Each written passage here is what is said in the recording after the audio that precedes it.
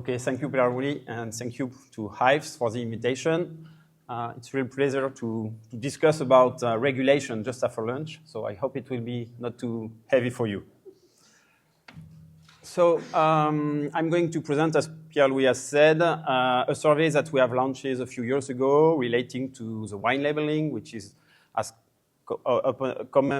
came up in Europe.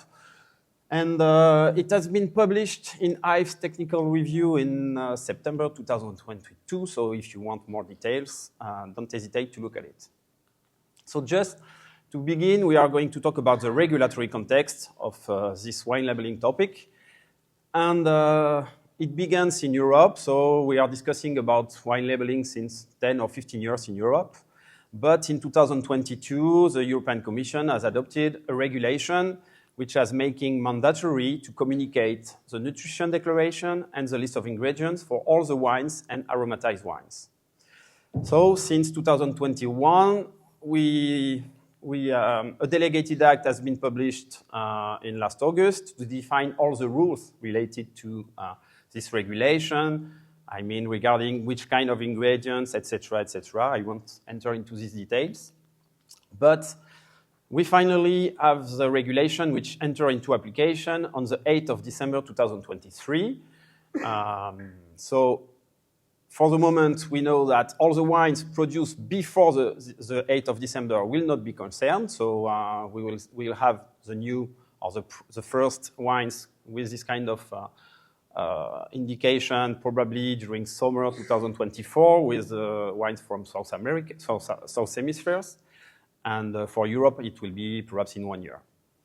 And an interesting thing that, because I suppose that a lot of people have thought something about it, it's that's the first time that we will have the possibility to put the information on the physical label, the classical one, or using electronic means such QR code. So this regulation has emerged in Europe, but it will concern all the wines which will be commercialized in Europe. So that means that it's not only for European wines, but all the wines which will be commercialized in the European market will have to be conform to this regulation. In addition, we saw that it's also an international topic because the OIV is working on a resolution to define also all the rules for the labeling of wines. That means also that with all the pressure of the consumer asking for transparency, we see that many countries are considering to define some labeling rules. And if we look at the specific case of US, we had a report in 2022 from the Treasury departments recommending to initiate some reflection about rules winemaking. And today we can see that it's just a current topic because yesterday and today we have two virtual listening sessions which has been held by the TTB to receive some inputs from the public about the labeling of wines regarding alcohol content, nutritional information, etc. So that means that the regulation has begun in Europe, but the topic is growing worldwide, and I think that in US, for example, we should have something which should emerge in a few years. So just to begin, before the results of the survey, I just want to give you 3 definitions because it's important in this topic. When we are talking about ingredients, that means that all the substances used for the production of a wine. And the 2 main important for us, it's grape and sugar. We will also talk about food additive, which is a substance used for a technical purpose and which will persist or result in significant residues in the final product. And in wine, it's mainly preservative, antioxidant, acidity regulators, stabilizing agents, and all the packaging gases. And the other terms, which is important to differentiate from food additive, it's processing aid, which is a substance used also for a technical purpose, but which will not persist significantly in the final product. And in this category, for wine, we have all the yeast and bacteria because they are not in the final wine, all the fermentation activators, enzyme, and clarifying agents. An important point is that everything is based on the European regulation, the definition of additive and processing aids, because, for example, in US, you don't have yet this kind of separation. We are only talking in the US regulation about treating materials. But that means that on the 99 product defined by the OIV as enological products, we have in Europe 23 which are considered as additive. And considering that the list of ingredients, we'll have to mention all the ingredients, so grape sugar, and all the additive, but not the processing aids. So let's go to the consumer perception. So as I said at the beginning, we are talking about this kind of regulation since 10 or 15 years.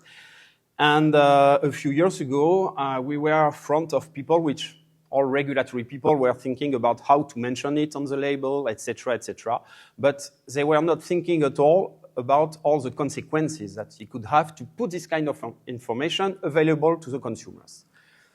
So that's why we decided in 2021 to work with Wine Intelligence, so a company specialized in this kind of survey, to launch a big survey in order to understand what could be the perception of the consumers related to the wine labeling.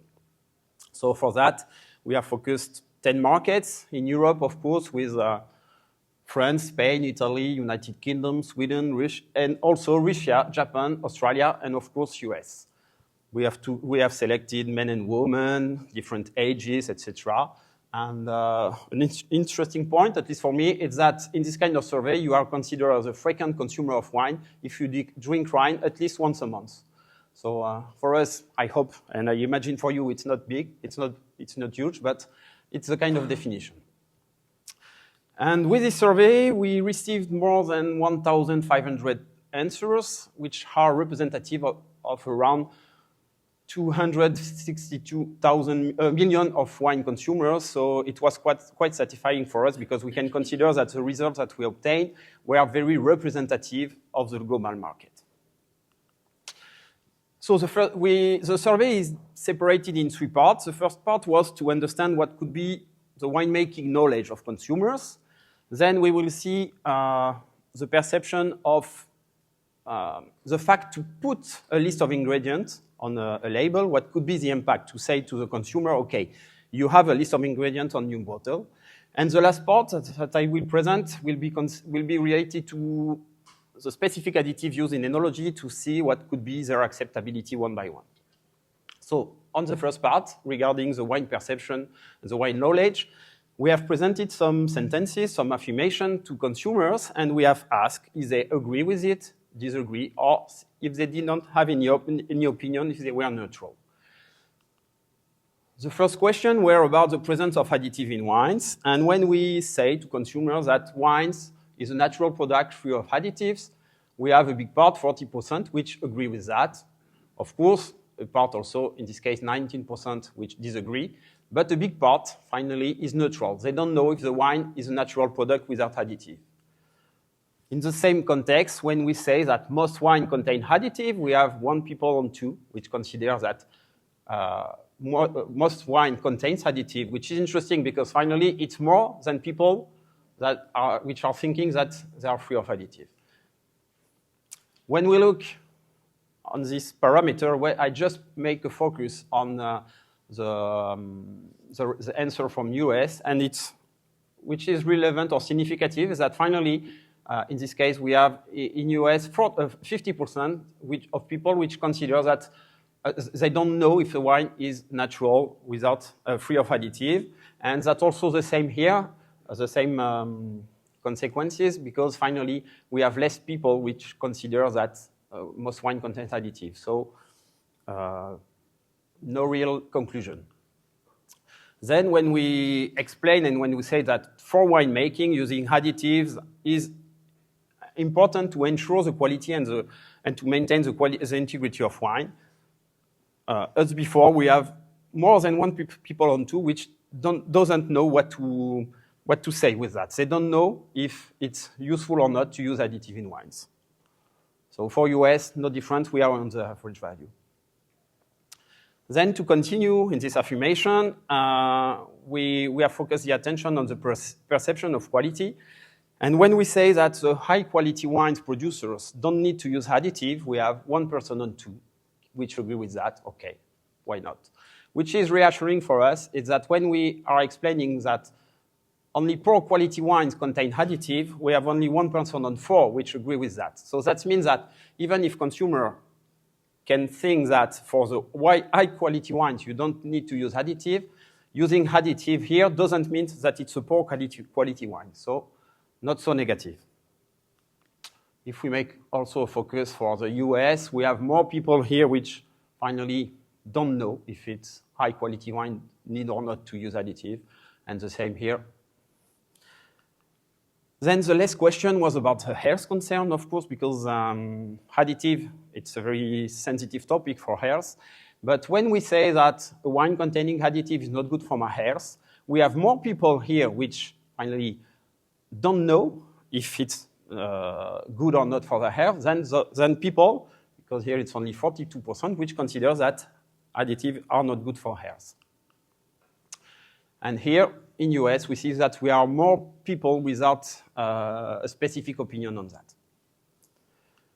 So just to summarize this part, when we are presenting all these sentences, wine is a natural product, etc., we see that we have a third part of people which agree with this naturality or this less interventional winemaking, I can say. Of course, we have always a small part which disagree, but we have more than 40 and sometimes up to 50% of people which finally doesn't know what to interpret. So that means that we have a real knowledge of consumer regarding winemaking.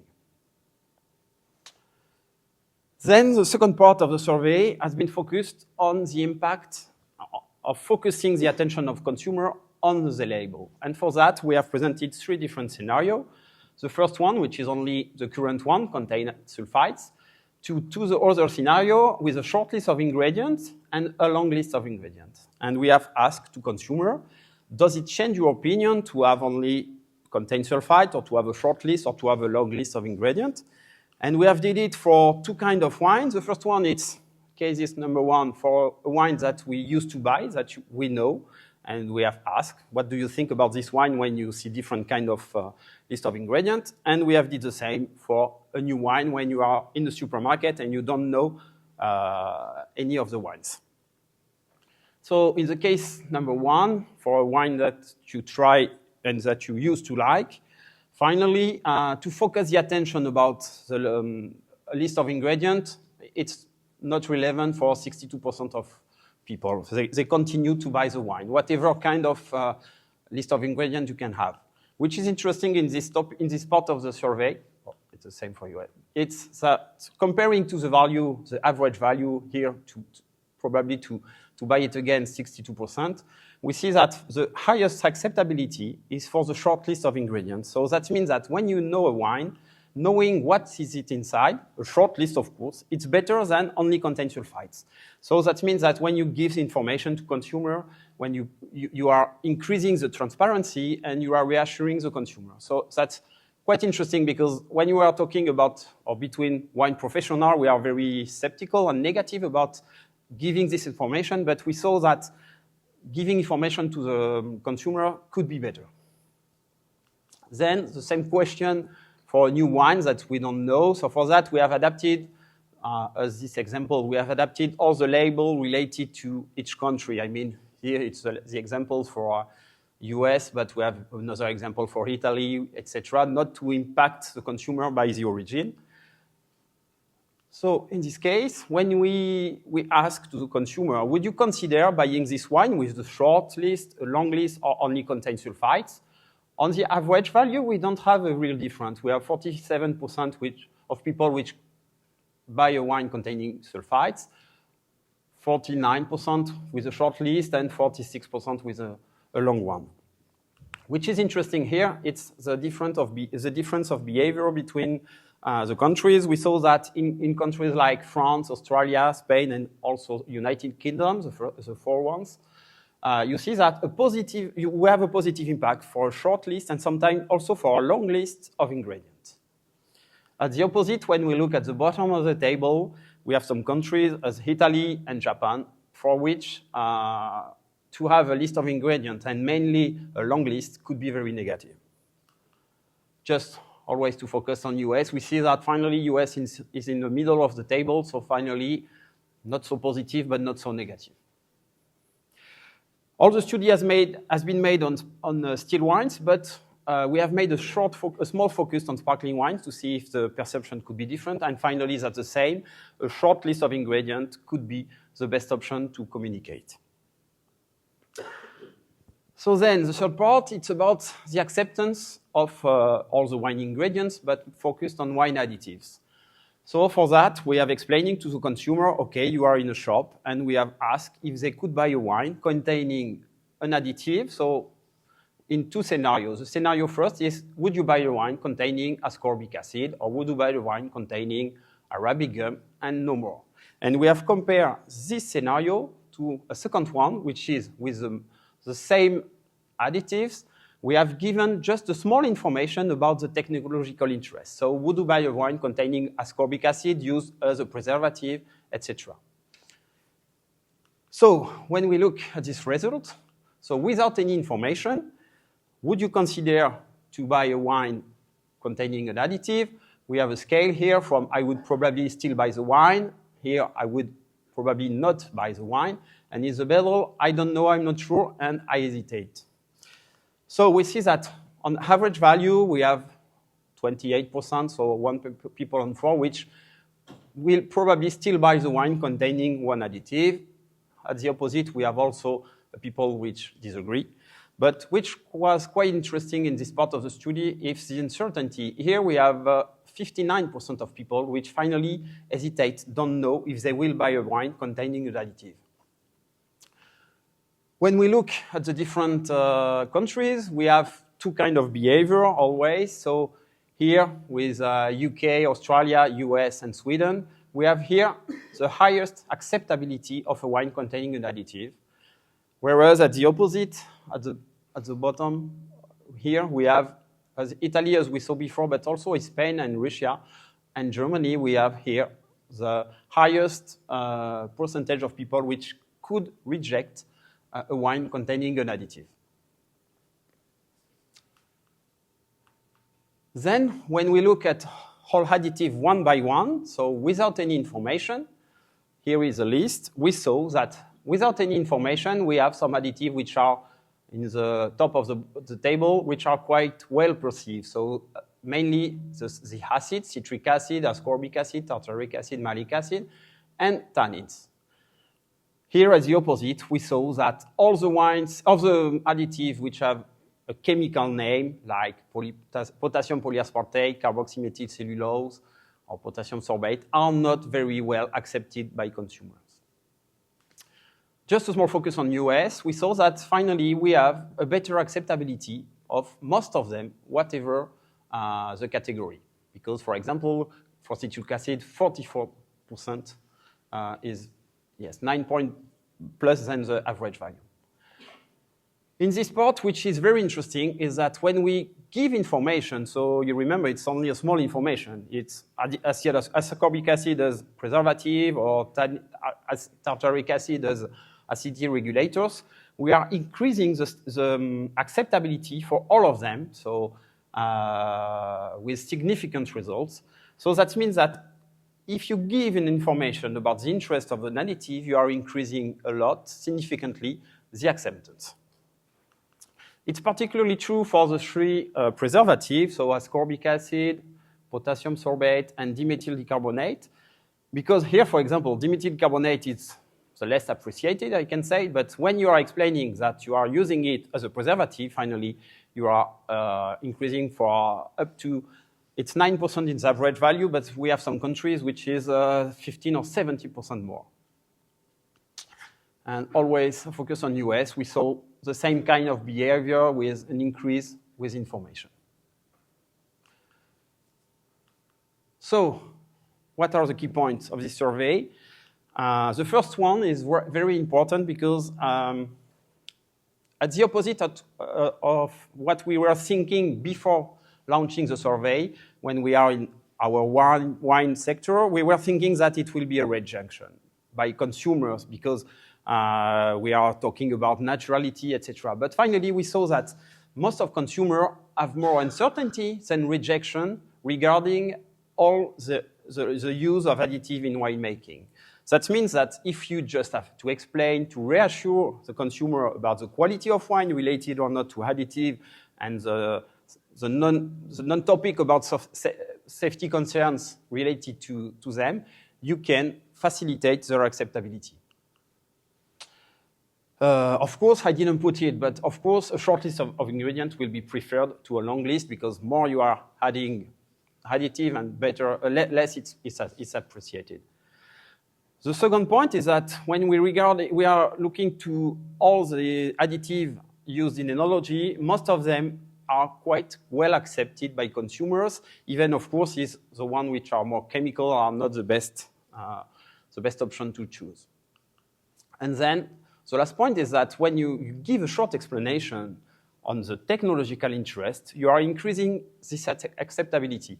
And this point is very interesting for us because we did this survey in parallel of the regulation, but in the EU regulation, they have mentioned that you need to indicate all additive with the technological role that is used in enology. That means that, for example, for sulfites, you will put preservative and with sulfates just behind. So it's very interesting because finally, for once, I could say, the regulation will be convergent with the best options that we can have for consumer perception.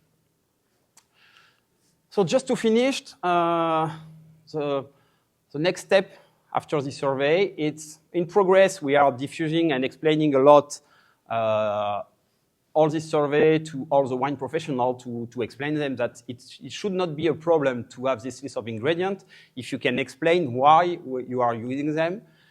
And we are also supporting, we are discussing with a lot of representatives for governments also to be sure that all the regulations which are in reflection worldwide could be as possible as it is, close to the European regulation to have something which could be harmonized.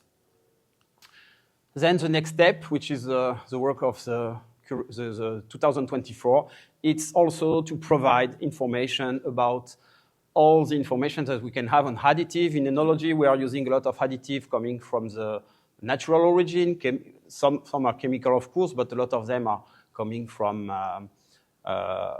from the nature. So we are just providing this, and the objective is also to educate the wine professional, not only the technical people, because most of them are convinced on the interest of enological products. They are not using them just to be kind with enological producers, but we need to explain to marketing department, sales department, buyers, etc., why we are using them in the winemaking process. And we saw with the survey, but we are sure now that more we are explaining what we are making with wine, more it will be easy to facilitate the understanding. And that's all. Thank you for your attention.